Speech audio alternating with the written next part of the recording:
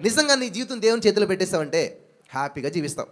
ఎన్ని మలుపులు వచ్చినా, ఎన్ని లోయలు వచ్చినా ఏమీ భయపడవు. ఎందుకంటే నన్ను నడిపించే నా నాయకుడు నా యేసయ్యా. హల్లెలూయా. నా జీవితానికి నాయకుడు నా యేసయ్యా. మలుపులు వస్తాయి తెలుసు, ప్రతికూల పరిస్థితులు వస్తాయి తెలుసు, కానీ వాటన్నిటి నుంచి నీతిమంతుని కలుగు ఆపదలు, మలుపులు అనేకం ఉంటాయి, కానీ వాటన్నిటిలో నుంచి యెహోవా వారిని విడిపించును. ఆమేన్, ఆమేన్. నమ్ముతున్నారా? ఖచ్చితంగా నమ్ము తీరాలి. ఎందుకంటే నన్ను విడిపించాడు దేవుడు. అనేక శ్రమల్లో, అనేక సమస్యలు, అనేక ఇబ్బందులు గుండా నా జీవితం వెళ్తున్నప్పుడు దేవుడు నన్ను విడిపించాడు, గొప్ప చేశాడు. ఆమేన్. 90 కీర్తన 15 వచ్చిన ఒక మాట ఉంటుంది, చక్కని మాట. ఏమన్నట్టు తెలుసా? అతను నాకు మొర్ర పెట్టగా నేను అతను మొర్ర ఆలకించి, శ్రమలో నేను అతనికి తోడయుండి అతను విడిపించి అతన్ని గొప్ప చేసేదను.